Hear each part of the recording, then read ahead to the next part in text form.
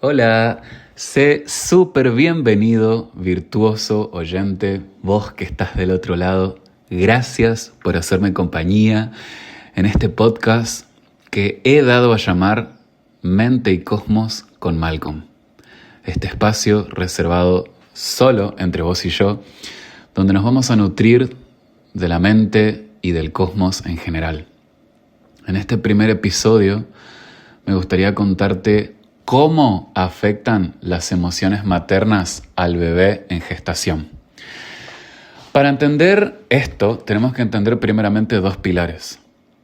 Primero, tenemos que entender de que los seres humanos somos producto de experiencias y emociones.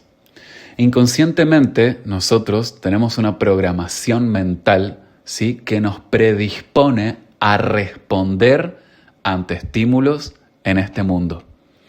Los patrones de comportamiento, los hábitos y la personalidad, ¿sí?, están moldeados, están dados por experiencias y emociones que hemos tenido en el pasado. Hay que entender de que las experiencias generan emociones. Las emociones generan un pensamiento y realmente son nuestros pensamientos, ¿sí?, los que nos llevan a dar una respuesta ante ese estímulo. Una reacción o una respuesta.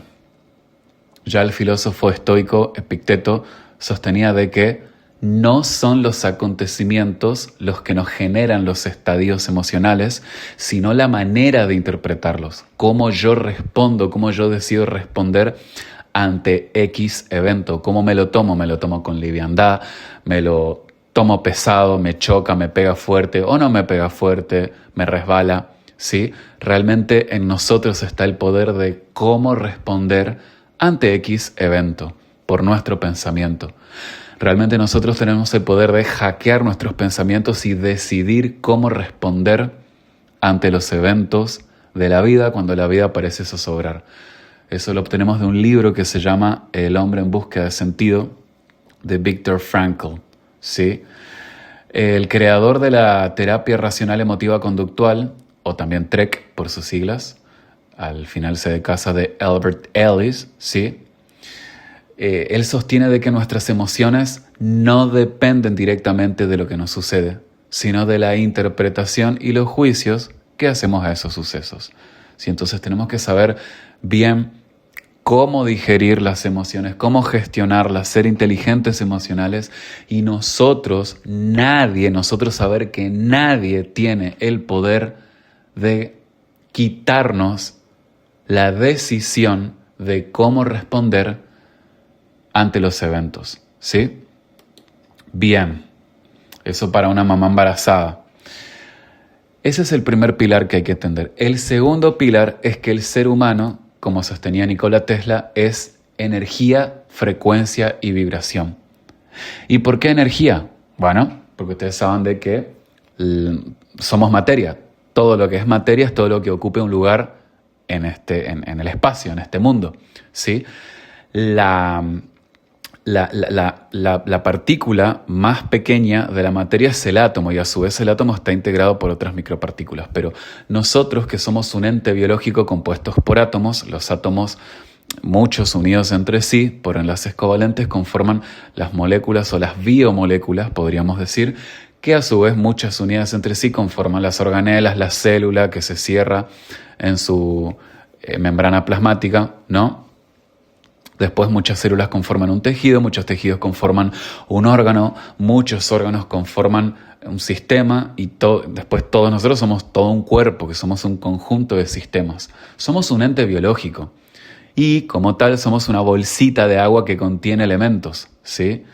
Me acuerdo que mi profe de bioquímica, Mariel Dancey, ella nos decía como regla mnemotécnica acordarnos del CHOMP, porque C es carbono, H hidrógeno, O oxígeno, N es nitrógeno, P de fósforo, potasio, etcétera, etcétera. Entonces, realmente somos una bolsita de agua que contiene elementos, sí, y somos materia porque ocupamos un lugar en el espacio. Y Nikola Tesla sostenía que si querés encontrar los secretos del universo, pensá en términos de energía, frecuencia y vibración. Ustedes saben de que los fenómenos químicos y biológicos nos gobiernan, ¿sí? Y conforman las fuerzas electromagnéticas, ¿sí? Si nosotros nos vamos a la macro, tenemos 4 fuerzas que gobiernan todos los fenómenos de la naturaleza que interaccionan entre sí. Punto 1, la fuerza gravitatoria universal. Punto 2, la fuerza electromagnética. El punto 4 es la fuerza nuclear débil y el punto 3, perdón, la fuerza nuclear débil y el punto 4, la fuerza nuclear fuerte. Ahora, eso es a nivel macro, ¿sí? Todos los cuerpos celestes que nosotros encontramos en el cosmos, en el espacio, ¿sí? Emanan un campo electromagnético. Esto se sabe, está bien estudiado, inclusive nuestro planeta Tierra, ¿sí? Que tiene en el orden natural la justa medida, la perfecta interacción, bien ajustado, en una perfecta sincronía y armonía con todas las leyes y constantes, hace posible la vida. No así con los otros planetas conocidos. Y nosotros, en nuestro planeta Tierra, también tenemos un campo electromagnético con sus correspondientes polos. Polo norte, polo sur, ¿sí? Y todos los seres vivientes, hasta los ecosistemas, tienen un campo electromagnético, ¿sí? Es un biocampo, esto lo estudiamos en biofísica. Los humedales, los bosques, los árboles, que ahora lo vamos a ver, los sistemas ecológicos, ¿sí? Toda la flora y fauna tienen campos electromagnéticos.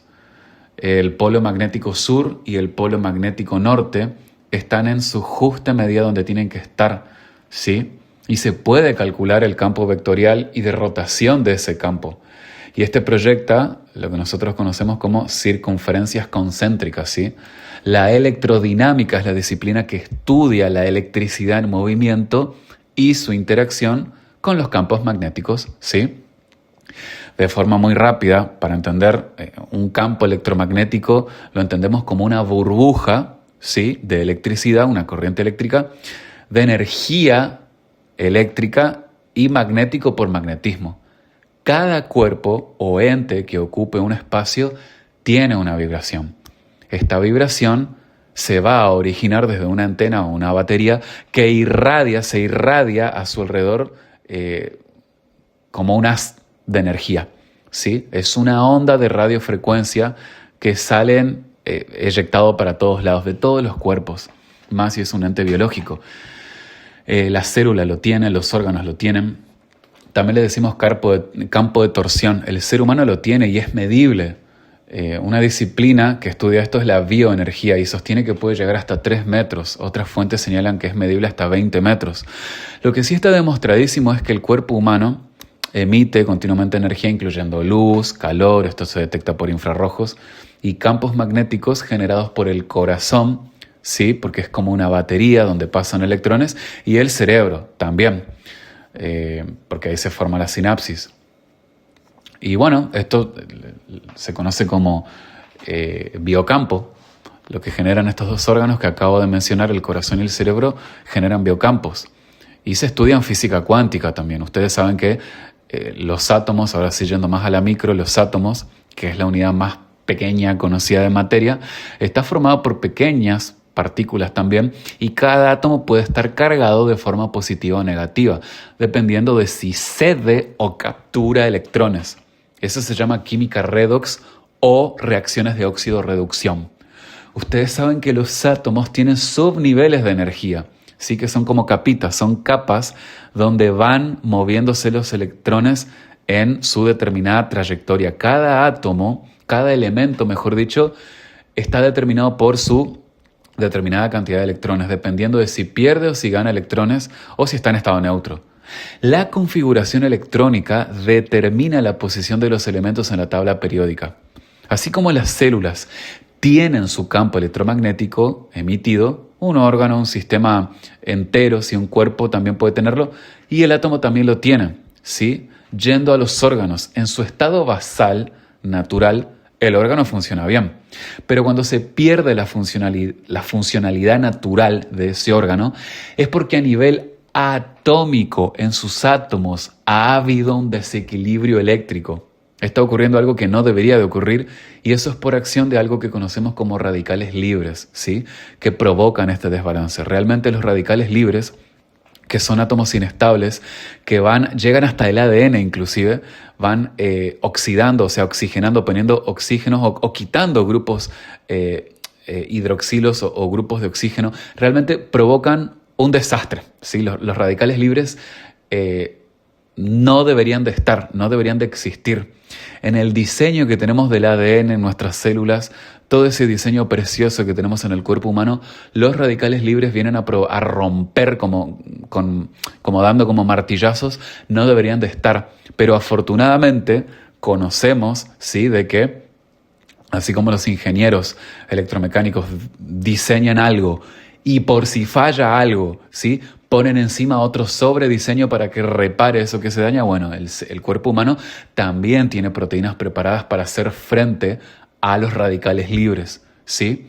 Lo que hay que entender es que cuando se provoca un desequilibrio, un desbalance, ¿sí?, un cambio de voltaje que no debería de ocurrir en los órganos, se produce la enfermedad. Y se sabe, está estudiado, ¿sí?, en fisiología, que el dolor sobre todo es provocado por este desbalance eléctrico en los órganos, ¿sí?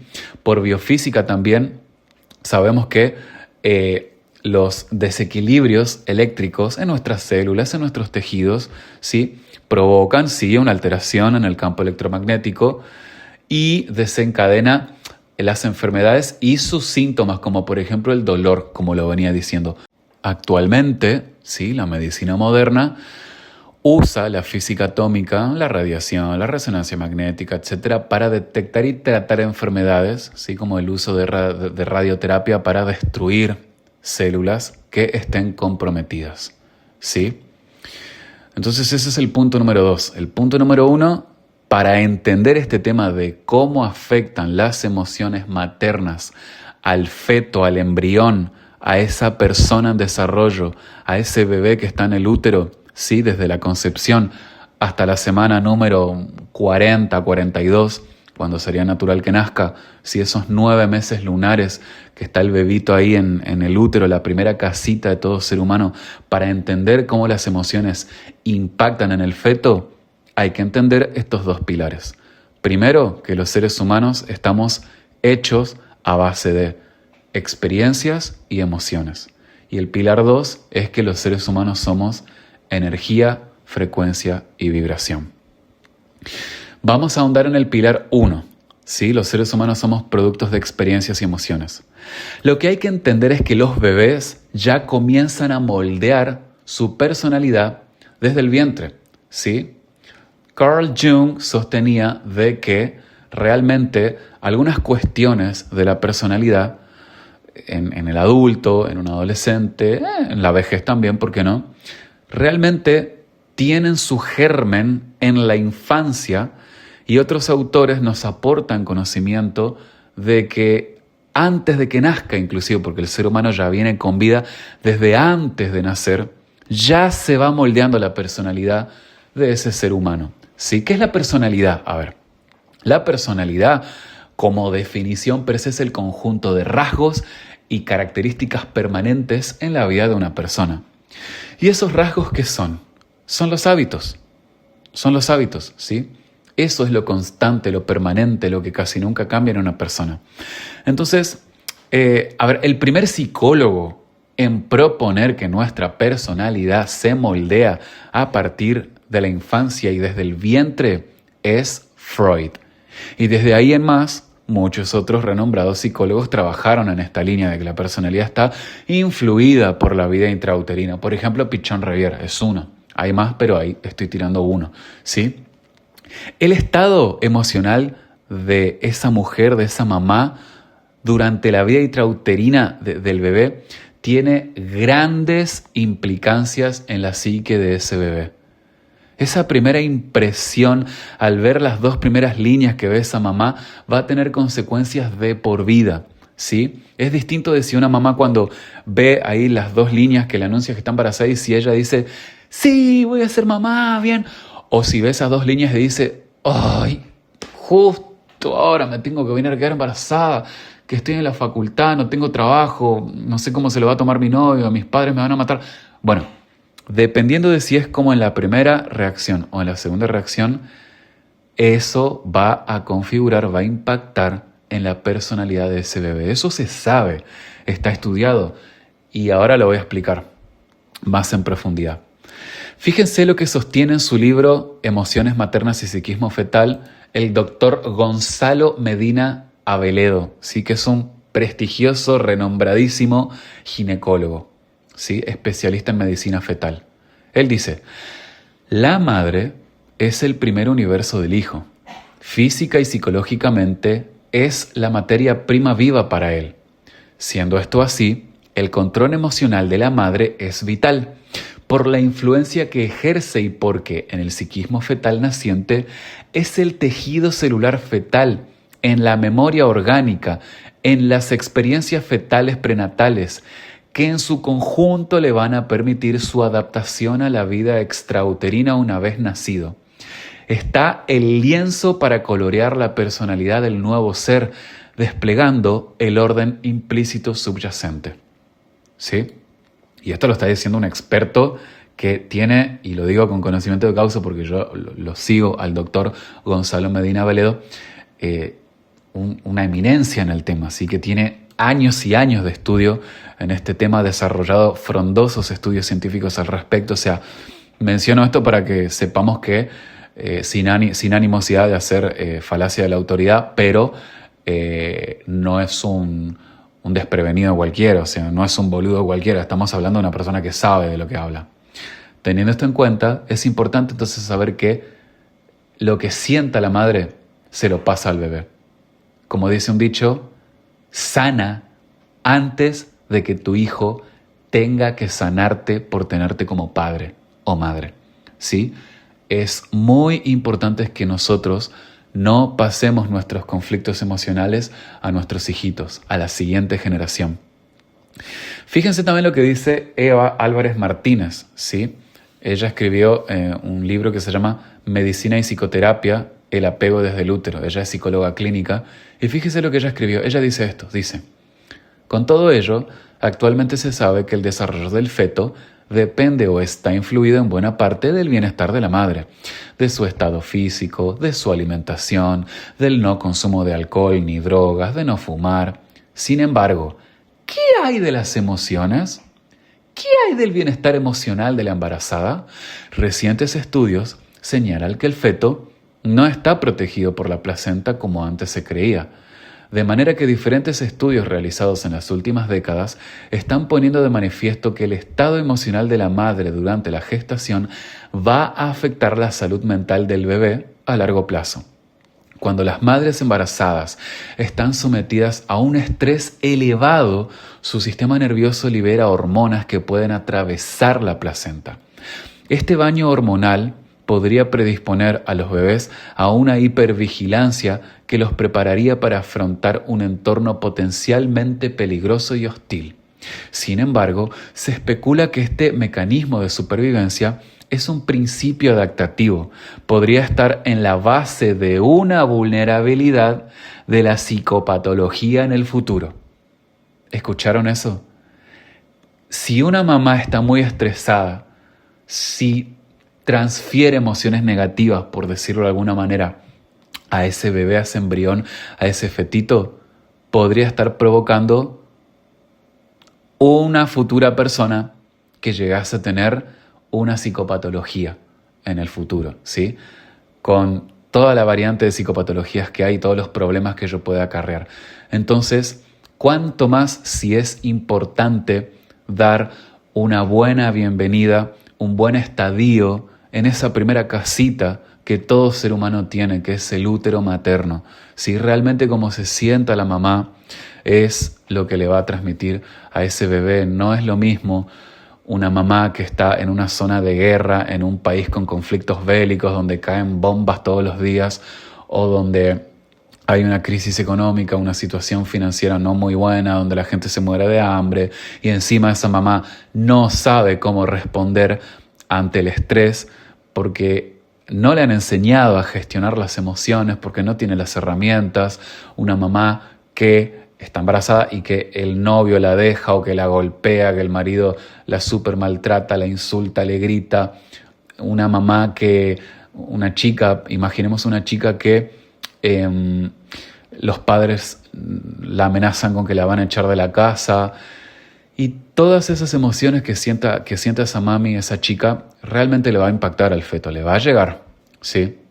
No es lo mismo una mujer que esté atravesando esas situaciones negativas versus, por ejemplo, un bebé que fue concebido dentro de el más feliz matrimonio con dos padres, sí, que la mamá está ya, por decirlo de alguna manera, muy bien parada económicamente, donde los padres la apoyan, donde por más que la chica esté todavía atravesando su carrera universitaria o recibida, ¿sí? Pero ya tiene una vida profesional concretada. Imaginemos que ya tienen su casa comprada, ya están bien instalados, están casados en el más feliz matrimonio, el esposo la ama profundamente con locura, el esposo se pone contento, alegre, ¿sí? Vamos a suponer de que viene ese bebé, y hay que entender de que sí, efectivamente, hay bebés que fueron buscados, ¿sí? Y hay bebitos que no fueron buscados. Hay bebés que aparecen porque fueron buscados, ¿sí? Y hay bebitos que aparecen, por así decirlo, de imprevisto. Los dos son seres humanos que tienen dignidad y merecen respeto, eso aclarémoslo. Pero, de vuelta, las emociones que sienta esa mami, esa mamá, le va a impactar al feto.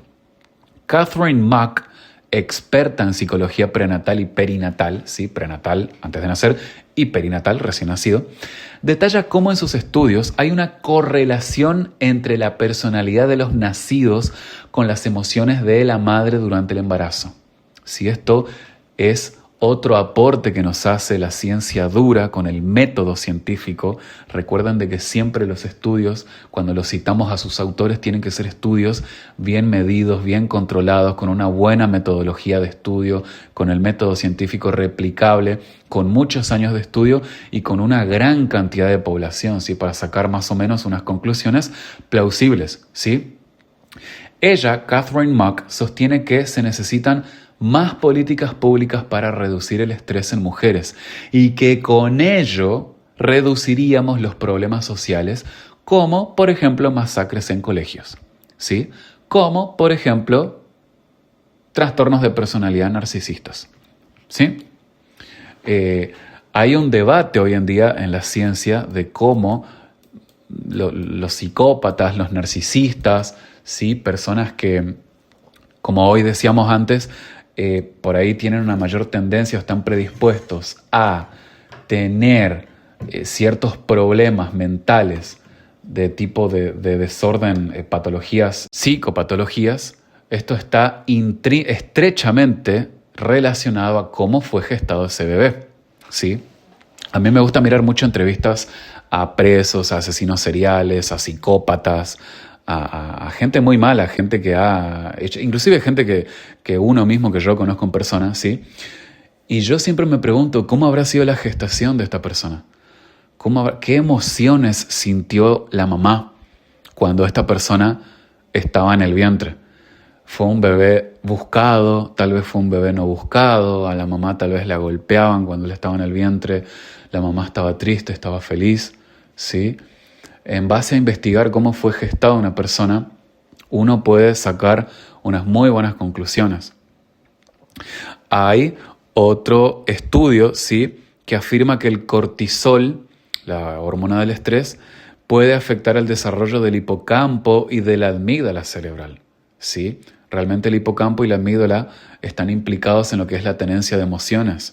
Entonces, mucho cuidado realmente en cómo vamos a hacer que se sienta esa mami, o esa mami debería de tener cuidado en controlar las emociones, tener cuidado en qué es lo que le va a transmitir al feto. Muchísimos estudios demuestran cómo las emociones se traducen en moléculas, ¿sí?, que llegan al feto y le pueden provocar daños en su salud física y mental inclusive. Hoy hablábamos de los radicales libres. Bueno, saben que el estrés prolongado, un estrés fuerte, ¿sí?, hoy en día se sabe por la medicina del estrés, se sabe que el estrés despierta enfermedades, provoca enfermedades, ¿sí? Esto lo sabemos por biodecodificación biológica, pero también más específicamente y puntualmente por la medicina del estrés. Eso hay mucho estudio hoy. Se sabía más o menos ya desde los 90, pero más acentuadamente estos últimos 10, 15 años, la ciencia, concretamente la neurobiología y todas las disciplinas que estudian las hormonas del estrés, hoy en día se sabe, ya no hay más duda al respecto, no está en debate, que el estrés despierta enfermedades de índole físico. En la persona que lo padece y también en los bebés. En los bebés puede provocar abortos espontáneos, ¿sí? Puede provocar cánceres, tanto en la mamá como en el bebé, ¿sí? Y también puede afectar la salud mental. Inclusive hay enfermedades que se despiertan, está demostrado que hay enfermedades que se despiertan de adulto cuya causa es embrionaria y tuvo influencia justamente en las emociones de la madre durante la gestación. Cuando ese adulto era un embrioncito, bueno, pues hubo algo que pasó en la gestación que le impactó. Sí, ustedes saben de que las emociones están mediadas por las hormonas. Las hormonas son hechas por el sistema endocrino, ¿sí? Entonces el sistema endocrino provoca hormonas si es estimulado por un tipo de emoción fuerte en nuestro cerebro, en nuestra mente, y estas hormonas traspasan la placenta y le impactan al feto. Entonces, como está demostrado, como habíamos dicho, esto va a tener implicancias de por vida en ese bebé, en ese niño que después va a ser adolescente, después adulto. Les recomiendo ver un documental que se llama Inteligencia Emocional desde el Útero, muy exquisito, muy rico, no tiene desperdicio, ¿sí? Y que se lean un libro que se llama La vida secreta de los no nacidos de Thomas Berney. Ahora vamos justamente a ahondar más en lo que sostenía el señor Berney, porque el señor Berney, que es nada más ni nada más que el fundador de la psicología prenatal, allá en los 70, ¿sí? Él sostenía de que la mayoría de los países, cuando diseñan políticas públicas para prevenir, ¿sí?, problemáticas sociales, siempre quieren llegar a la escuela o a la secundaria. Ellos le llaman prevención primaria a eso. Pero realmente, dice Thomas Berney, que se equivocan. Se equivocan los gobiernos cuando quieren llegar a los chicos ya cuando están en la primaria o en la secundaria. Eso ya es llegar tarde. Realmente lo que hay que hacer es llegar antes de que nazcan los chicos. La real prevención primaria, sostenía Thomas Berney, es llegar antes de que nazcan los chicos. Y la prevención secundaria sí sería llegar tal vez en la casa, en la familia, ¿sí? Prevención terciaria sería llegar ya en los colegios, jardín, primaria, secundaria, ¿sí? Y de ahí regalar virtudes a nuestros pequeños seres humanos que están aprendiendo a vivir, a conocer este mundo, regalarles virtudes. Yo siempre defiendo mucho la educación en virtudes. Después haré otro podcast al respecto. Pero lo que hay que entender es que, como dije, el sistema endocrino es el que media las hormonas. Las hormonas hacen a las emociones. Si una emoción es fuerte, ¿sí?, se baña el feto o al embrión con esa determinada hormona. Y esto lo configura de forma acentuada. ¿Con qué lo queremos bañar? ¿Con las hormonas del estrés o con las hormonas de la felicidad? Piénsenlo bien. Con las hormonas del amor, del attachment. Ustedes tienen que imprimir en su mente estas frases. Nos preocupamos mucho por qué tipo de mundo dejaremos a nuestros hijos, pero deberíamos preocuparnos más por qué tipo de hijos dejaremos a este mundo. Eso lo dijo un anónimo, una persona anónima. Y es que tiene razón. Fíjense que yo veo muchas campañas por cuidar al medio ambiente, vamos a decir, prevenir las adicciones, las drogas, la inseguridad, la criminalidad. Perfecto, hermoso, hay que hacer eso, perfectísimo. Pero también miremos, ¿sí?, de cómo si nosotros tenemos muchos hijitos y les regalamos virtudes, en 2 o 3 generaciones realmente podríamos mitigar todas esas problemáticas.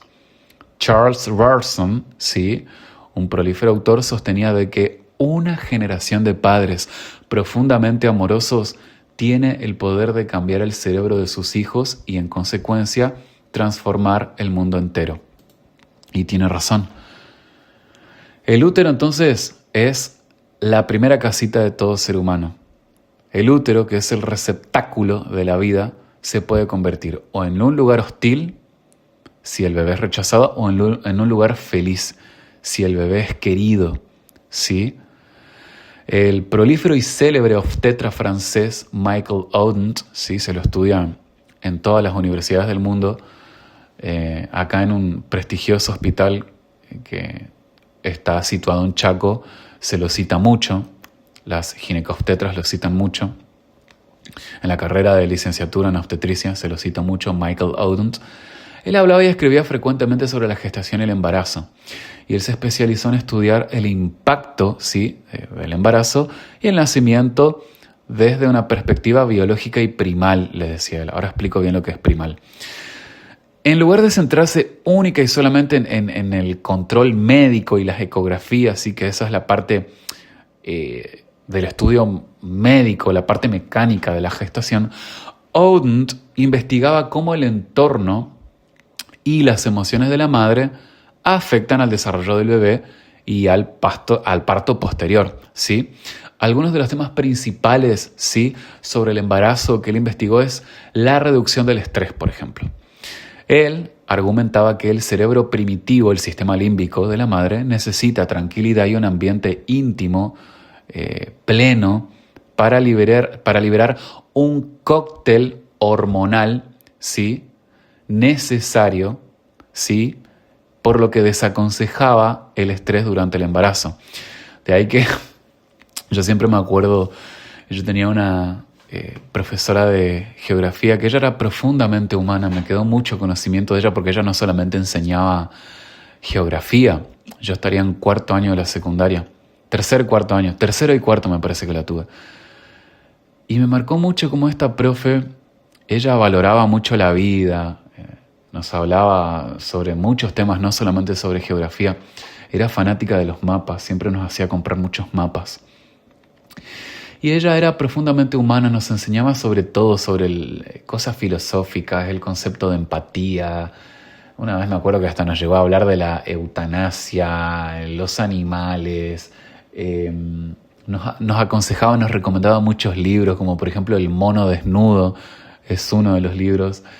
Y ella, yo la veía de que ella tenía una actitud muy servicial con todo el mundo, pero especialmente con las chicas embarazadas.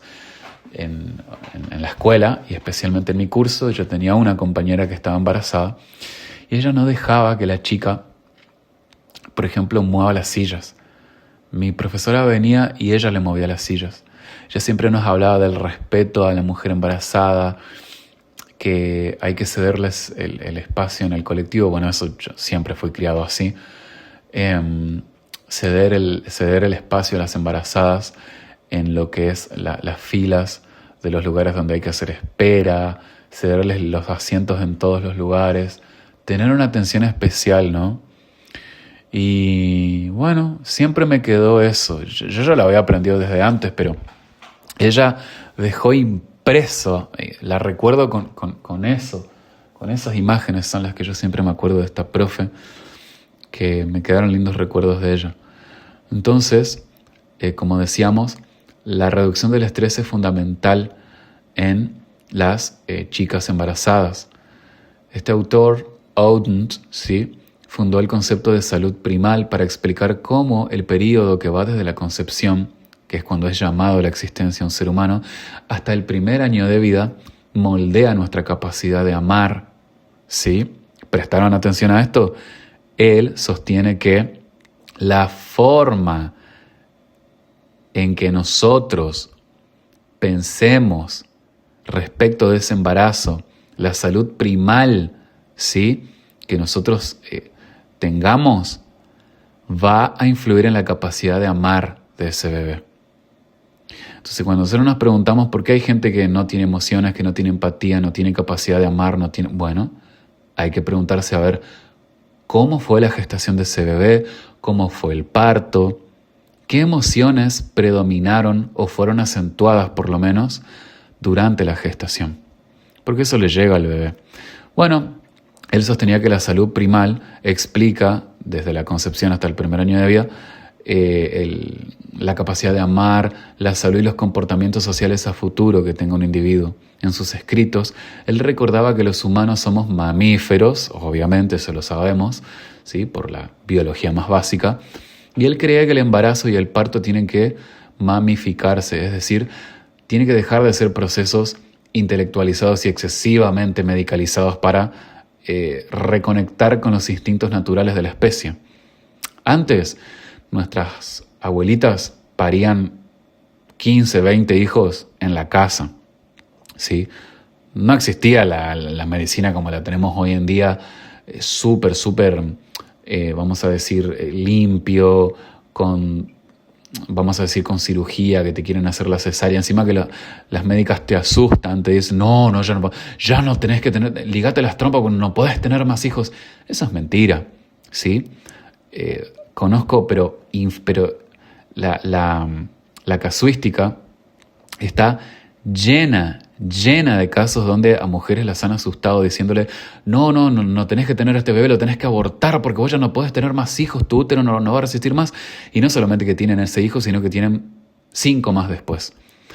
O casos de embarazos múltiples, ¿sí? Madres que, por ejemplo, ya tuvieron un hijo, la asustan, le dicen, no, vos de acá ya tenés que cerrar la fábrica, no tenés que tener más hijos. Y se quedan embarazadas de vuelta, pero tienen, por ejemplo, quintillizos.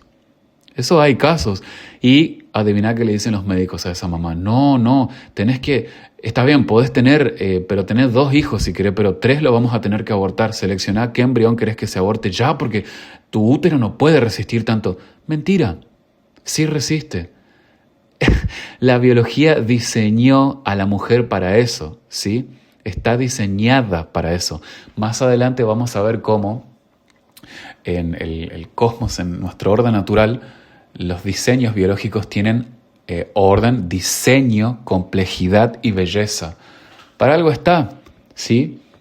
La mujer que queda embarazada puede gestar y puede parir ese hijo. Entonces de esto se trata todo lo que estudiaba Oden.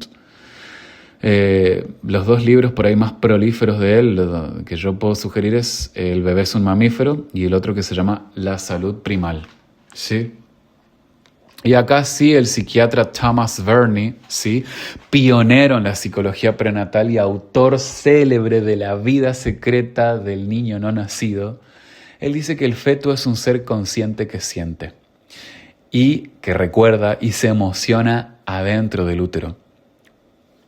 Por lo que la gestación moldea activamente su futura personalidad. Ustedes saben que los temperamentos, ¿sí? Que son 5, ¿sí? Flemático. Otro día, si quieren, vamos a ver los temperamentos: flemático, colérico, etcétera. Son heredables. Son de los más heredables. Entonces, acorde al temperamento predominante que tenga nuestra mamá, es lo que nos va a pasar. Eso tenemos muchos autores que lo sostienen con su correspondiente fundamento. Y con estudios de neurobiología y embriología en mano, ¿sí? Thomas Verney, prestigioso psiquiatra, sostiene que la vida psíquica no comienza en el nacimiento, sino desde la misma concepción. Algunos de los ejes principales en sus postulados sobre la gestación, él dice que existe una memoria uterina. Esto se sabe, hay evidencia por la memoria celular, se llama. Verney sí aporta evidencia de que los bebés registran recuerdos en el útero. Un ejemplo clásico que él cita es como un recién nacido puede calmarse inmediatamente al escuchar una melodía que su madre cantaba repetidamente durante la gestación. Según Verney, existen 3 vías principales de interacción entre la madre y el feto. Primero tenés la comunicación fisiológica, ¿sí? Las emociones de la madre alteran su química corporal. Trastornos como la ansiedad crónica o la depresión elevan hormonas como el cortisol y la noradrenalina, las cuales atraviesan la placenta y alteran el estado de tranquilidad del feto. Después tenés la comunicación conductual, acciones conscientes como acariciar el vientre, hablarle directamente al bebé, pero hablarle con ganas, con amor, con pasión, como si el bebé te entendiera, ¿sí? O escuchar música clásica, especialmente la de Mozart, generan respuestas físicas medibles en el feto, como variaciones en su ritmo cardíaco o pataditas. Y después, la comunicación simpática. Refiere al vínculo intuitivo y profundo entre la madre y el hijo, manifestado a veces a través de los sueños o presentimientos maternos o pensamientos maternos. ¿Sí? Thomas Burney, ¿sí?, detalla mucho sobre el impacto del estrés y el ambiente emocional. ¿Sí? El vínculo y el rechazo, por ejemplo. Las actitudes de la mujer hacia su propio embarazo tienen un impacto a largo plazo, que es lo que veníamos hablando. Hay muchos estudios al respecto. Y está todavía, es materia de estudio todavía, porque esto realmente cuando se empezó a descubrir esto en los 70s, abrió en todos los institutos de estudio de la infancia y de la embriología del mundo, abrió un campo, una ventana gigantesca, ¿sí?, para entender el comportamiento humano. Burney señala que si un niño es deseado y percibido con amor, se asientan las bases de una autoestima sana. Por el contrario, un rechazo profundo y constante puede generar dificultades de apego posteriores, por ejemplo.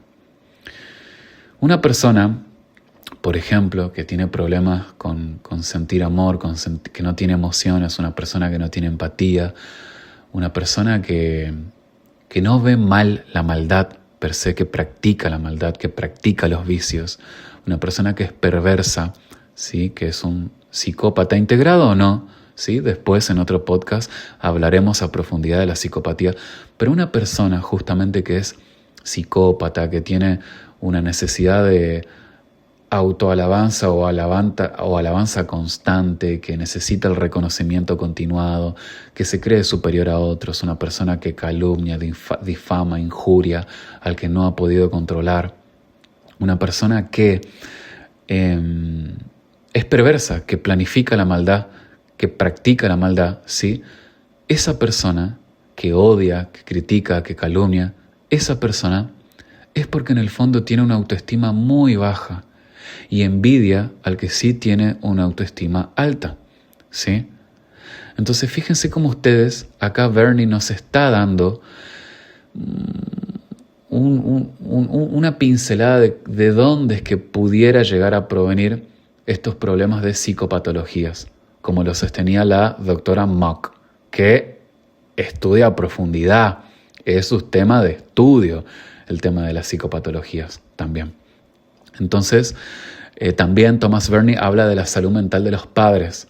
Él sostiene que los progenitores, idealmente, deberían de resolver sus propios conflictos emocionales o traumas antes de concebido ese bebé o durante la gestación, durante el embarazo, para así evitar transmitirles esas heridas emocionales a la siguiente generación.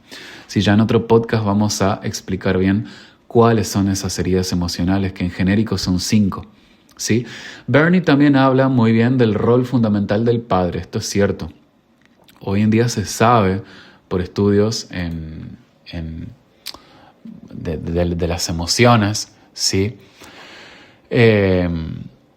que, vamos a decir, la emoción, los pensamientos que tenga la mamá respecto del padre también van a repercutir en el feto, y también si el padre está ahí hablándole al feto, al bebé, por esa fina capa de piel que está resguardando, protegiendo al bebé. El vínculo afectivo temprano. Burney no limita la gestación solamente a la madre, porque nosotros sabemos que un bebé fue hecho de a dos. La mamá sí aporta la primera casita y aportó el óvulo para la creación de ese nuevo ser. Pero, papá también aportó, también hizo el acto de meter ahí el pene y aportó millones de espermatozoides, pero uno llegó ahí. Así que a lo hecho, pecho. Los hombres, los padres, deberían de siempre estar acompañando emocionalmente a su chica, a su novia, esposa, lo que fuere, ¿sí? Y hay que hacerse cargo, hay que ser responsables, ¿sí? Burney defiende, porque está vivo todavía, hasta ahora por lo menos está vivo, defiende firmemente que el padre tiene un rol protagónico, tiene que participar de forma activa, hablándole al vientre, acompañando a esa mamá, ayudándola en todo, ¿sí? Cumpliéndole sus antojitos, haciendo para ella, que tiene que ser su princesa, tiene que hacer todo su mundo bello, más en esa etapa todavía, ¿sí?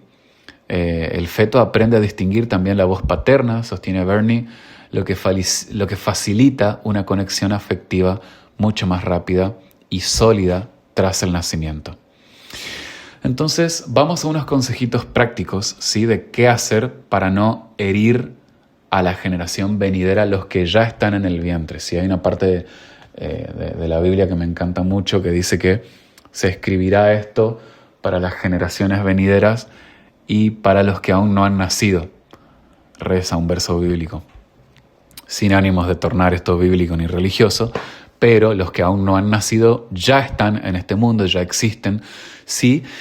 Y consejos prácticos antes de que se conciba el bebé, ¿sí? Lo ideal es que las mujeres y los hombres sanemos las heridas antes de inmiscuirse en relaciones sexuales y que practiquen las virtudes fundamentales. Después voy a hablar en otro podcast sobre las virtudes fundamentales. ¿Qué es una virtud? ¿Qué es un vicio? ¿Qué es un buen hábito? ¿Qué es un mal hábito? ¿Sí?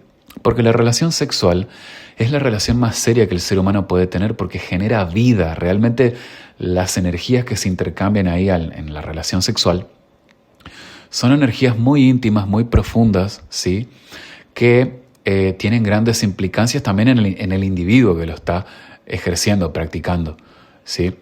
Entonces, es muy importante que hombres y mujeres, antes de emparejarse, ¿sí? Sanen, mejor que sanen, mirar bien con lupa al fondo de su alma, de su corazón, y sanen sus heridas antes de tener relaciones sexuales. Eso para antes de que se conciba el bebé, ¿sí? Si eso sucediera, si todo el mundo hiciera consciente sus heridas, si elevaran su estadio de conciencia, ¿sí? No existirían tantos embarazos imprevistos, tantos embarazos precoces e infantiles, si no existirían ni siquiera los abusos sexuales infantiles, ¿sí? Realmente muchas problemáticas sociales que hoy las vivimos, ¿sí? Pedofilia, abusos sexuales, violencia, adicciones, suicidio, etcétera, si las personas hiciesen conscientes sus heridas de la infancia y las sanasen, no tendríamos esos problemas sociales. Entre ellos, los embarazos imprevistos, ¿sí? O de última, nosotros decidir cómo responder ante ese evento que nos golpea en la vida, que nos choca, que nos pega como una cachetada, como un baldazo de agua fría, ¿sí? Porque un embarazo puede ser no buscado, tal vez no planificado, ¿sí? No deseado. A mí no me gusta, yo soy de los que no uso la palabra no deseado porque yo le tengo un respeto a la vida del bebé. Para mí no hay ser humano que no haya sido deseado, no buscado, no amado, porque en última instancia, aunque suponiendo que esto sea así, todos los seres humanos tienen dignidad y siempre todo bebé es amado por alguien, es querido, es buscado por alguien, ¿sí? Es solamente hacer coincidir esos factores. Una familia, una mamá soltera, vamos a suponer que no quiere ese bebé, el bebito que no es querido por la mamá, porque no tiene las herramientas, por lo que fuera, emocionales o económicas, lo que sea, ese bebito que no puede, porque la mamá sí lo decide, no puede ser cuidado por su mami, y siempre hay una familia que tiene los brazos abiertos para recibir a ese bebé. Entonces es simplemente hacer coincidir esos factores, ¿sí? Siempre se le pueden buscar soluciones éticas, morales, ¿sí? Y siempre orientadas al bien, siempre orientadas al respeto de la vida humana y de la dignidad de la persona, porque la dignidad de la persona y el derecho a la vida aparecen desde que el ser humano comienza a existir, que es en la concepción. Entonces, estos son temas que después los vamos a desarrollar más a profundidad: el derecho a la vida, la dignidad humana, etcétera, ¿sí? Pero siempre es ideal que las personas, antes de que se conciba un bebé, las personas sanemos, que sanen sus heridas de la infancia antes de tener relaciones sexuales. Ahora, consejos prácticos una vez que ya está el bebé acá en el planeta Tierra, una vez que ya existe el bebé. Bueno, amarlo. Amarlo. El primer consejo es amarlo, aceptar, soltar lo que no puedo controlar, ¿sí? No, pero me vino justo ahora, yo estoy en la universidad y yo justo corté con mi novio hace un mes y ya me vengo a enterar que tengo 5 semanas de gestación y mis padres me van a echar de la casa, me van a matar. Amalo, amalo. Si lo rechazaste en un principio, pedirle perdón al bebé a través de los pensamientos, ¿sí? La técnica de Bernie, ¿sí? Pedirle perdón al bebé. Conozco muchos casos, pero esto está plagado, ¿sí? Por biodecodificación y también en psicología conductual.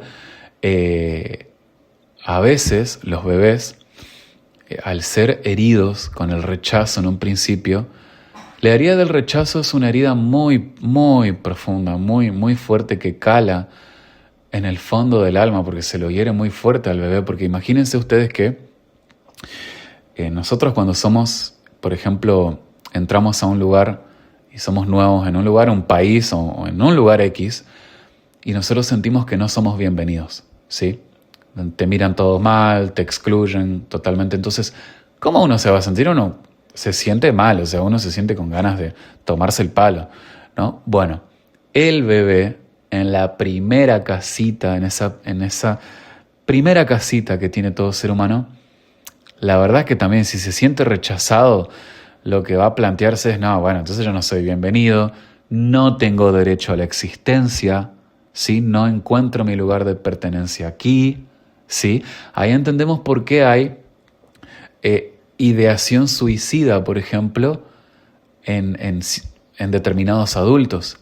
Cuando nosotros entendemos cómo fue la gestación de ese adulto, hay que ir a indagar a la mamá, cómo fue el embarazo, cuáles fueron las emociones que predominaron, ¿sí?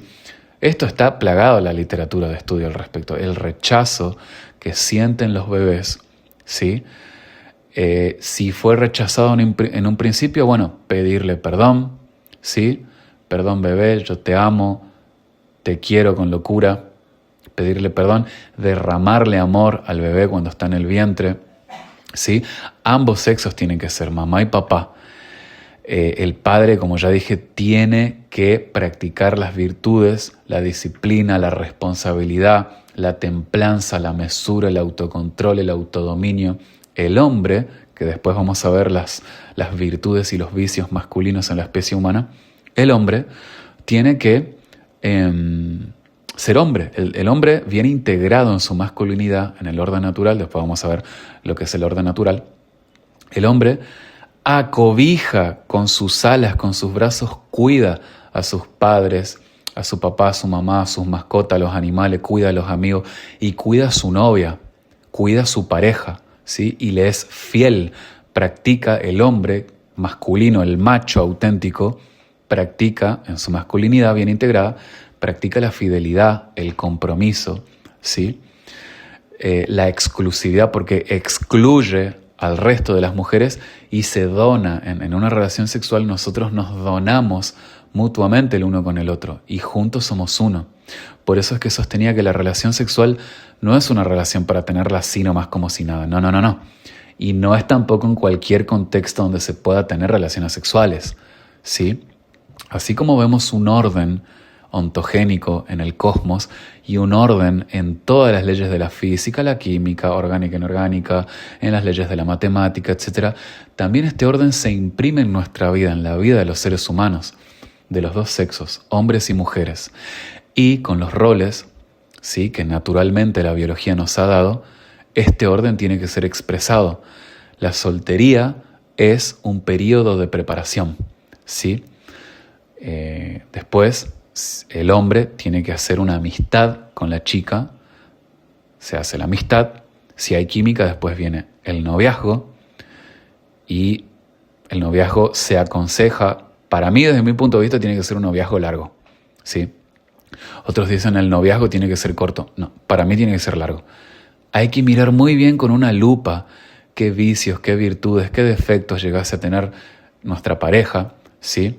¿Cómo es? Hay que preguntarnos, ¿yo estoy dispuesto a estar con esta persona si me es infiel el día de mañana? ¿Yo con esta pareja, con esta persona, podría estar hasta el fin de mis días? ¿Estaría con esta persona si le cortan los brazos, si se tiene que hacer totalmente dependiente de mí, si tiene un accidente de tránsito y le cortan las piernas, los brazos, si se queda ciego, si ya no puede trabajar más? ¿Yo voy a seguir amando a esta persona? ¿Yo la seguiría amando por lo que es como persona, por cómo es, por las virtudes que tiene?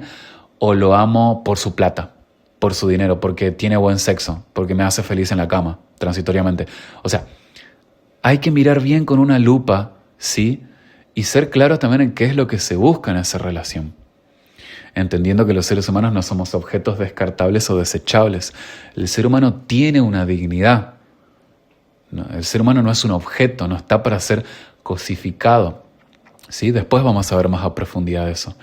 Pero, siguiendo con el orden que se debiera de imprimir en la vida del ser humano, el ser humano virtuoso, ordenado, en la soltería es un tiempo de preparación, después la amistad con la chica es un tiempo para conocerla, después el noviazgo es un tiempo para conocerla más a profundidad, ¿sí?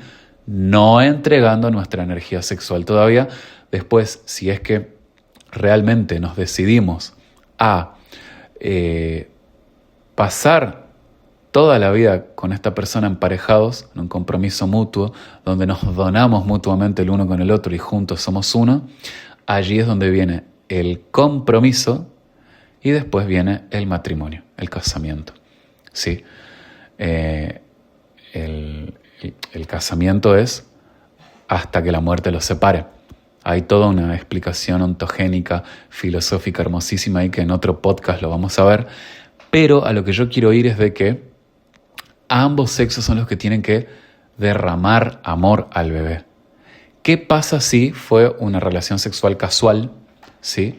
Porque esta mujer tenía una vida desordenada y, en un boliche se conoció con un chabón, tuvieron sexo, el chabón se borró, la chica quedó embarazada. Bueno, si no está presente el padre, a lo hecho pecho, ¿sí? Hay que respetarle la vida a ese bebé porque ese bebé ya está, ya existe, ¿sí? Y hay que derramarle amor igual, sabiendo que va a tener una carencia, le va a faltar el pilar paterno, el masculino. Si falta el progenitor, seguir llenándolo de amor igual. Hay que mantenerse, justamente ahí viene por eso la gestión emocional, cómo respondemos ante los eventos, mantenerse con mentalidad positiva, ¿sí? Siempre hay alguien que te va a dar una mano, siempre, nunca nadie va a dejar morir de hambre a un bebé. Hay un libro que se llama La Revolución Natural que habla de que la nutrición no es solamente de elementos, de átomos con los alimentos, sino que también la nutrición es